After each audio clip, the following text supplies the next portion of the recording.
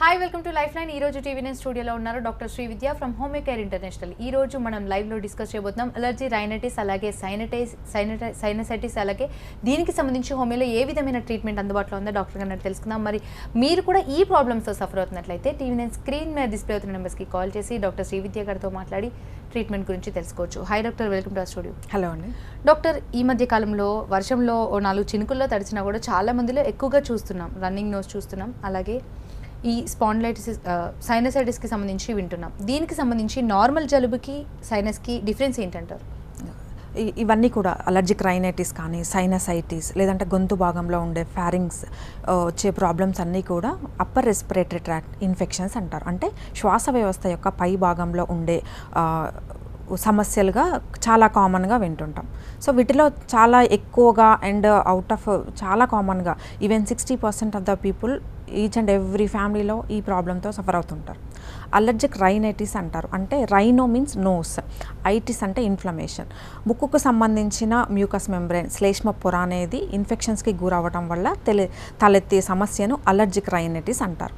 దీనిలో ఉండే లక్షణాలన్నీ కూడా అంటే విపరీతంగా ముక్కు కారడం, రన్నింగ్ నోస్ కానివ్వండి, స్నీజింగ్స్, తుమ్ములు ఒకసారి స్టార్ట్ అయినట్లయితే ఈ తుమ్ములు కంటిన్యూస్గా ఈవెన్ మినిట్స్, అవర్స్ వరకు కంటిన్యూస్గా ఉండటం, అండ్ నోస్ చుట్టుపక్కల ఉండే ప్రాంతాలైన కంటి పొర ఇబ్బందికి లోనవ్వడం, ఇన్ఫెక్షన్స్కి లోనవ్వడం వల్ల కంటి నుంచి తీవ్రంగా నీరు కారడం కానీ, కళ్ళ మంటలు, ముక్కు దురద, ఇవన్నీ కూడా అలర్జిక్ రైనైటిస్ యొక్క లక్షణాలు. సాధారణంగా ప్రతి ఒక్కరిలో ఉంటాయి. దీన్ని మనం సాధారణ జలుబు, కామన్ కోల్డ్గా పరిగణించవచ్చు. బట్ కొద్దిగా వేరియేషన్ ఏంటి అంటే కామన్ కోల్డ్ అనేది ప్రతి ఒక్కరిలో ఉంటుంది. ఎప్పుడైనా వెదర్ చేంజ్ అయినప్పుడు రావటం చాలా సాధారణం. బట్ దీనికి ట్రీట్మెంట్ అవసరం లేదు. దానంతటా అదే వితిన్ 2 or 3 డేస్లో వితౌట్ ఎనీ ట్రీట్మెంట్ అవసరం లేకుండానే తగ్గిపోతుంది. బట్ అలర్జిక్ రైనైటిస్ ఎవరిలో వస్తుంది అంటే ఇమ్యూనిటీ సరిగా పనిచేయని వాళ్ళల్లో, రోగనిరోధక వ్యవస్థ తక్కువగా ఉన్న వాళ్ళల్లోనే ఇటువంటి సమస్యలు అనేవి తలెత్తుతుంటాయి. చాలా కామన్గా పిల్లల్లో చూస్తుంటాము. 10 years బిలో పిల్లల్లో, ఎస్పెషల్లీ మేల్ చిల్డ్రన్లో ఎక్కువగా ఉంటాయి. చలికాలం వచ్చింది అంటే, వాతావరణం చల్లగా ఉంది లేదంటే రెయినీ సీజన్లో చిన్న ఇన్ఫెక్షన్ లాగా స్టార్ట్ అవ్వడం, తుమ్ములతో కానీ లేదంటే జలుబుతో కానీ స్టార్ట్ అవ్వడం, ఈవెన్ వీక్స్ వరకు కూడా కొన్ని రకాలైన మెడికేషన్ తీసుకుంటున్నప్పటికీ కంట్రోల్ అవ్వకుండా కొన్ని వారాల పాటు మోర్ దెన్ 4 weeks 5 weeks కంటిన్యూస్గా రావటం, విపరీతమైన జలుబుతో జ్వరంతో ఉండటం అనేది అలర్జిక్ రైనైటిస్ యొక్క లక్షణాలు. సిమ్టమ్స్ చూసుకుంటే ఒకేలా ఉంటుంది సాధారణ జలుబులో, బట్ అలర్జిక్ రైనైటిస్లో బట్ తీవ్రత మాత్రం అలర్జిక్ రైనైటిస్లో చాలా ఎక్కువగా ఉంటుంది. సో ఇలా ఇమ్యూనిటీ సిస్టమ్ తక్కువగా ఉన్న వాళ్ళలో వచ్చే సర్వసాధారణమైన సమస్యలు అలర్జిక్ రైనైటిస్గా చెప్పుకుంటాం. ఇది ఇన్ టైంలో కనుక జాగ్రత్తగా లేకుండా, సరైన మెయింటెన్స్, హైజీనిక్ మెయింటైన్ చేయకుండా, టైంకి ప్రాపర్ మెడికేషన్ తీసుకోకుండా ఉన్నట్లయితే ఈ పై భాగంలో ఉండే శ్వాస వ్యవస్థ యొక్క ఇన్ఫెక్షన్స్, రైనైటిస్ అది తర్వాత కాంప్లికేషన్కి దారితీసే ఛాన్సెస్ ఉంటాయి.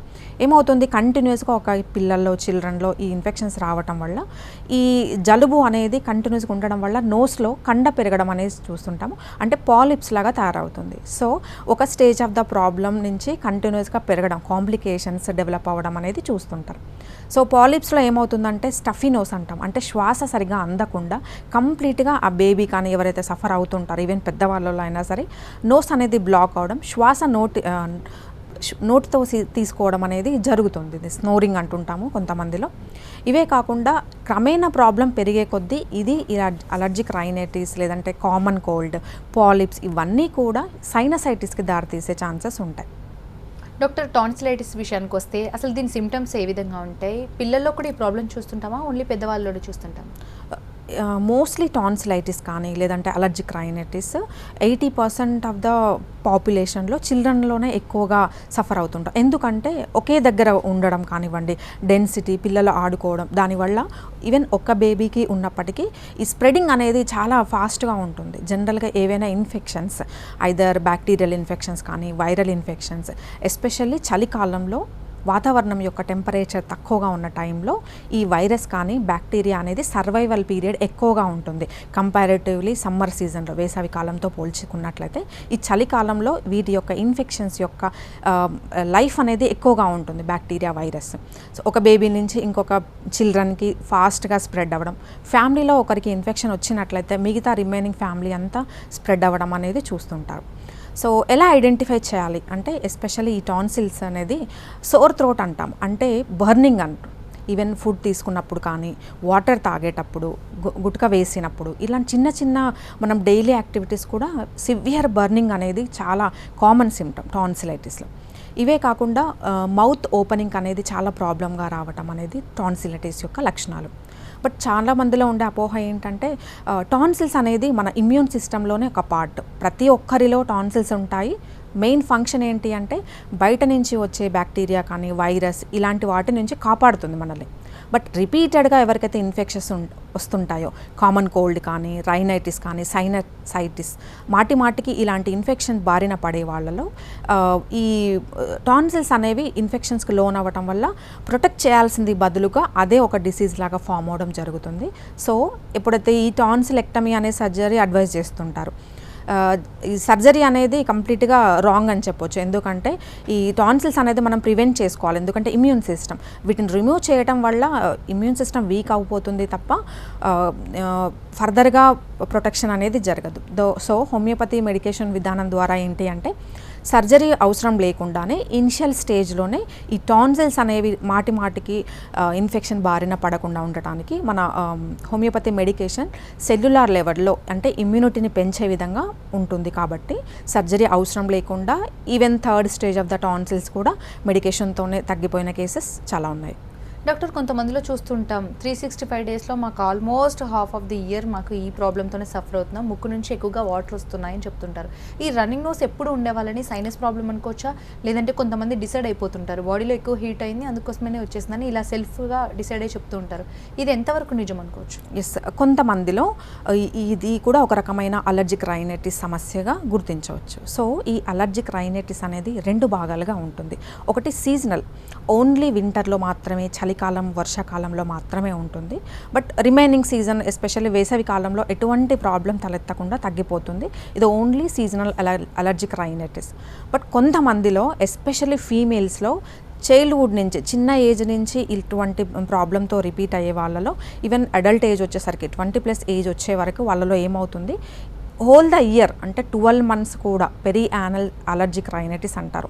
ఎటువంటి సీజనల్ అవసరమే లేదు. ఈవెన్ ఎండాకాలంలో కూడా ఏప్రిల్ మే టైంలో కూడా కంటిన్యూస్గా నోస్ నుంచి రన్నింగ్ అవ్వటం అనేది ఇది కూడా ఒక రకమైన అలర్జిక్ రైనైటిస్గా చెప్పొచ్చు. ఇది ఎందుకు వస్తుంది అంటే స్టార్టింగ్ స్టేజ్లోనే మెడికేషన్ తీసుకోకుండా ఉన్న వాళ్ళలో, కంప్లీట్గా ఇమ్యూన్ సిస్టమ్ అనేది సరిగా పనిచేయకుండా, రోగనిరోధక వ్యవస్థ వీక్గా ఉన్న వాళ్ళలో, అండ్ కొన్ని రకాలైన problems, for example autoimmune డిసీజ్లో కొంతమంది స్టీరాయిడ్స్ తీసుకుంటారు. సో ఈ స్టీరాయిడ్స్ ఎక్కువగా ఇమ్యూనో సప్రెసివ్ మెడికేషన్స్ అంటారు. సో వీళ్ళలో ఇమ్యూన్ సిస్టమ్ అనేది ఆటోమేటిక్గా ఆర్టిఫిషియల్గా తగ్గిపోతుంది. సో వీళ్ళలో ఈ 3 రకాలైన కేటగిరీ వాళ్ళలో సీజనల్తో సంబంధం లేకుండా పెరీ యానల్ అలర్జిక్ రైనైటిస్గా దారితీసే ఛాన్సెస్ ఉంటాయి. బట్ హోమియోపతి ద్వారా ఇటువంటి ప్రాబ్లం ఉన్న వాళ్ళలో ఏంటంటే ఇనిషియల్గా డైట్ కానివ్వండి, సరైన పోషకాహారం అడ్వైస్ చేయడం జరుగుతుంది. ప్రాపర్ మెడికేషన్ ద్వారా 80 to 90% ఆఫ్ ద కేసెస్ అనేది సాల్వ్ చేయడం జరుగుతుంది. డాక్టర్, ఈ కోవిడ్ టైంలో నార్మల్గా కోల్డ్ అవుతేనే భయపడిపోతున్నారు, మరి అది కోవిడా ఏంటని. ఇలా సైనస్తో సఫర్ అవుతున్న వాళ్ళకి ఈ కోవిడ్ టైంలో ఎలాంటి జాగ్రత్తలు అవసరం అంటారు? వాళ్ళకి కూడా ఒక డౌట్ ఉంటుంది, ఇది కోవిడా లేదంటే సైనస్తో సఫర్ అవుతున్నాం కదా మాకు ఈ ప్రాబ్లం అని. ఎలా డిసైడ్ అవ్వాలంటారు? సో చిన్న డిఫరెన్సెస్తో మనం ఐడెంటిఫై చేసుకోవాలి, వెదర్ ఇట్ ఈస్ కామన్ కోల్డా, లేకపోతే సైనసైటిసా, లేదంటే కోవిడ్ లాంటి వైరస్ వల్ల వచ్చిన ప్రాబ్లమా అనేది. జనరల్ కామన్ కోల్డ్ ఎప్పుడైనా సరే కొద్దిపాటి జ్వరంతో స్టార్ట్ అవుతుంది, బాడీ పెయిన్స్ ఉంటుంది, దానంతటా అది తగ్గిపోతుంది. ఎందుకంటే మన బాడీలో ఉన్న ఇమ్యూనిటీ చాలు తగ్గిపోవడానికి. సో ఇది ఎక్కువ రోజులు ఉండదు, మోర్ దెన్ 3 days లేదంటే 4 daysలో దానంతటా అది తగ్గిపోతుంది. బట్ కొన్ని రకాలైన వైరస్లు, ఇప్పుడు మీరు చెప్పినట్టుగా కరోనా వైరస్, కోవిడ్ వైరస్ కానివ్వండి, లేదంటే ఇన్ఫ్లుయెన్జా వైరస్, రైనో వైరస్ లాంటి ఏవైతే ఉంటాయో ఇవి వీక్స్ వరకు కూడా, కొంతమందిలో 4 weeks 5 weeks వరకు, అండ్ యాంటీహిస్టమైన్ మెడికేషన్ తీసుకుంటే టెంపరీగా తగ్గడం, 4 to 5 hours కంట్రోల్ అవ్వడం, ఈ రన్నింగ్ నోస్ కానీ స్నీజింగ్, మళ్ళీ అగైన్ 7th hour రిపీట్ అవ్వడం అనేది జరుగుతుంది. సో కొద్ది రకాలైన మనము పేషెంట్ డైరెక్ట్గా విజిట్ అయినట్లయితే మేము జనరల్ ఇన్వెస్టిగేషన్ ద్వారా సిమ్టమ్స్ డిఫరెన్షియేషన్ ద్వారా వెదర్ ఇట్ ఈస్ కామన్ కోల్డా లేదంటే అదర్ ఏమైనా వైరల్కి సంబంధించిందా అనేది మనకి హిస్టరీ ద్వారా కంప్లీట్గా డయాగ్నోస్ చేయడం జరుగుతుంది. ఇన్ కేస్ అవసరమైనట్లయితే ఎస్పెషల్లీ ఇలాంటి సైనసైటిస్ ప్రాబ్లంలో ఎక్స్రే ద్వారా కానీ లేదంటే IgE antibodies so minor investigations ద్వారా కూడా మనము ఇది రూల్ అవుట్ చేసుకోవడం అనేది చాలా ఇంపార్టెంట్. ఇప్పుడు డాక్టర్ ఈ ప్రాబ్లమ్స్ని నెగ్లెక్ట్ చేస్తే సైనస్ అవ్వచ్చు, రైనైటిస్ అవ్వచ్చు, వీటిని నెగ్లెక్ట్ చేస్తే ఎలాంటి కాంప్లికేషన్స్ వస్తాయి? సో ఇనిషియల్ స్టేజ్లో అలర్జిక్ రైనైటిస్ కానీ లేదంటే సైనసైటిస్ ఎస్పెషల్లీ ఎవరికైనా సరే డైరెక్ట్గా ఆస్తమా కానీ లేదంటే బ్రాంకియెక్టాసిస్, నిమోనియా లాంటి ప్రాబ్లమ్స్ చాలా రేరు. ఇనిషియల్ స్టేజ్లో అలర్జిక్ రైనైటిస్ కామన్ కోల్డ్ రిపీటెడ్గా రావటం వల్ల అది కొన్ని ఇయర్స్ ఎవ్రీ సీజన్లో ఇలా ఫేస్ చేస్తూ ఉన్న వాళ్ళల్లో పాలిప్స్ లాగా ఏర్పడడం జరుగుతుంది. పాలిప్స్ అంటే నోస్లో ఉండే టర్బినేట్స్ అనేది స్మూత్గా ఉండే మజిల్ అనేది సైజ్ పెరగటం వల్ల బ్రీతింగ్ శ్వాసకు అనేది డిఫికల్టీగా మారడం జరుగుతుంది. ఈ నాజల్ పాలిప్స్ అంటారు. సో జనరల్గా ఇవి ఎవరిలో ఉంటాయంటే డిఎన్ఎస్ అనే కాంప్లికేషన్. జనరల్గా ఇది జెనెటికల్గానే ఉంటుంది, బట్ దీనివల్ల ఎటువంటి ప్రాబ్లం ఉండదు. బట్ ఎవరైతే అలర్జిక్ రైనైటిస్తో పాలిప్స్తో సఫర్ అవుతుంటారో ఈ డిఎన్ఎస్ ఉన్న వాళ్ళలో ఈ సిమ్టమ్స్ అనేది ఇంకా మొండిగా ఉండే ఛాన్సెస్ ఉంటాయి. సో డిఎన్ఎస్ని మనం రెక్టిఫై చేయలేము, బట్ హోమియోపతి మెడికేషన్ ద్వారా ఏంటంటే స్లోగా ఈ గ్రాడ్యువల్గా పాలిప్స్ అనేవి సైజు తగ్గటం అండ్ సిమ్టమ్స్ అనేవి గ్రాడ్యువల్గా తగ్గిపోవడం జరుగుతుంది. అంటే రన్నింగ్ నోస్ కానివ్వండి, తుమ్ములు రావటం అండ్ కళ్ళు చుట్టూ ఉండే ఈ ఇన్ఫెక్షన్స్ అన్నీ గ్రాడ్యువల్గా తగ్గిపోవటం. ఎస్పెషల్లీ ఈ సైనసైటిస్లో ఉండే లక్షణం ఏంటి అంటే తలంతా బరువుగా ఉంటుందని చెప్తారు జనరలీ పేషెంట్స్.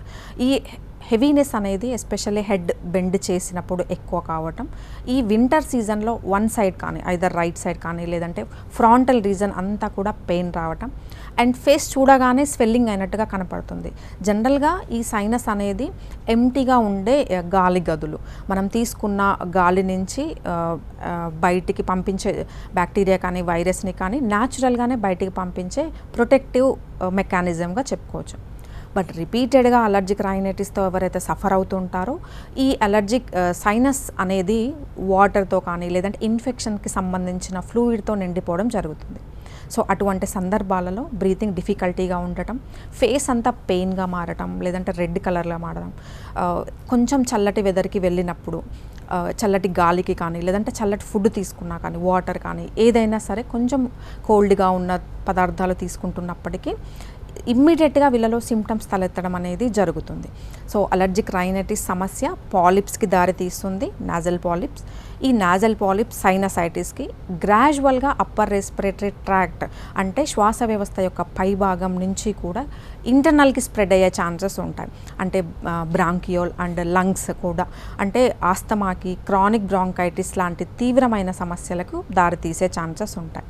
సో ఇనిషియల్ స్టేజ్లోనే ఎవరైతే ఐడెంటిఫై చేస్తారో అండ్ ఇమ్మీడియట్గా మెడికేషన్ స్టార్ట్ చేసిన వాళ్ళలో ఈ కాంప్లికేషన్స్ తలెత్తకుండా చేయడం అనేది హోమియోపతి ద్వారా సాధ్యపడుతుంది. డాక్టర్, ఈ ప్రాబ్లమ్స్ని జెనెటిక్ ప్రాబ్లమ్స్ అనుకోవచ్చా?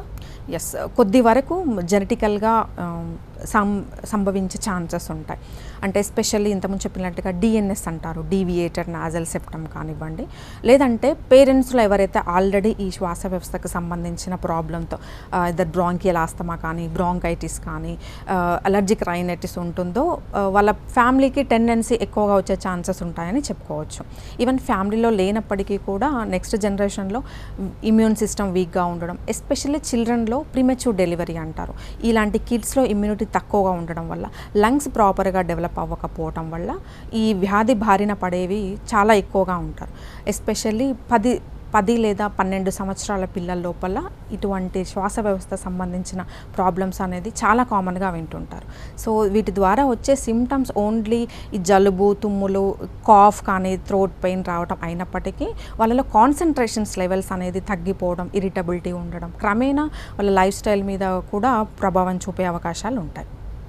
డాక్టర్, అలర్జిక్ రైనైటిస్ విషయానికి వస్తే ఈ ప్రాబ్లంతో సఫర్ అవుతున్న వాళ్ళు ఎలాంటి ప్రికాషన్స్ అవసరం అంటారు? వీళ్ళకి ఎస్పెషల్లీ రెయినీ సీజన్లో ఎలాంటి జాగ్రత్తలు పాటిస్తే మంచిదంటారు?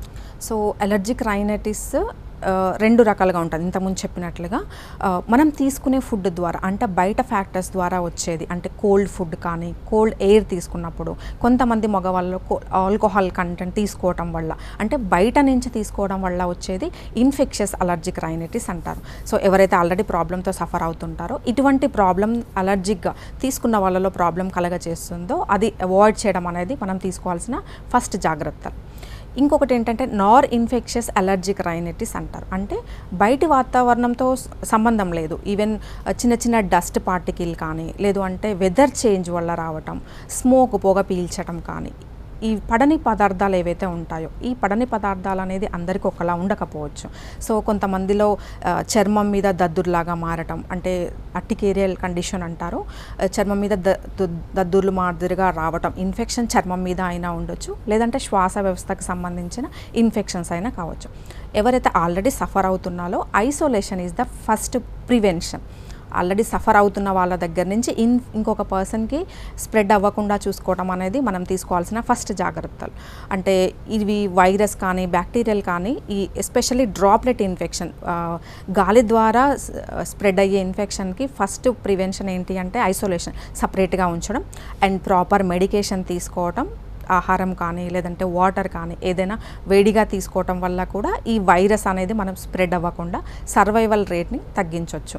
అండ్ ఎస్పెషల్లీ ఇలాంటి ప్రాబ్లమ్స్కి శ్వాస వ్యవస్థకు సంబంధించిన ఎటువంటి ప్రాబ్లం అయినప్పటికీ హోమియోపతి ద్వారా చాలా మంచి సొల్యూషన్స్ ఉన్నాయని చెప్పొచ్చు. కొద్ది కాలం కనుక రెగ్యులర్గా మెడికేషన్ తీసుకుంటే ఈ అలర్జిక్ ఏదైతే పడదో, ఫర్ ఎగ్జాంపుల్ వింటర్లో వచ్చే ప్రాబ్లమ్స్ కానీ కోల్డ్ ఫుడ్ వెదర్ చేంజెస్ వల్ల వచ్చే ప్రాబ్లమ్స్ అన్నీ కూడా చాలామంది 90% ఆఫ్ ద కేసెస్లో ఇమ్యూనిటీ డెవలప్ అవడం వల్ల లేటర్ లైఫ్లో ఈ అలర్జీ అనేది కంప్లీట్గా ఎరడిక్ అయిపోతుంది. డాక్టర్, ఫుడ్ విషయానికి వస్తే ఎలాంటి ఫుడ్ తీసుకుంటే మంచిదంటారు, ఎలాంటి ఫుడ్ అవాయిడ్ చేస్తే మంచిదంటారు? మెయిన్గా ఈ వైరస్ కానీ ఇంతకుముందు చెప్పినట్లుగా ఓన్లీ కోల్డ్ ఎన్విరాన్మెంట్ మాత్రమే వైరస్ కానీ బ్యాక్టీరియల్ కానీ ఫంగస్ ఏ ఆర్గానిజం అయినా గ్రోత్ అవ్వడానికి హెల్ప్ అయ్యేది టెంపరేచర్.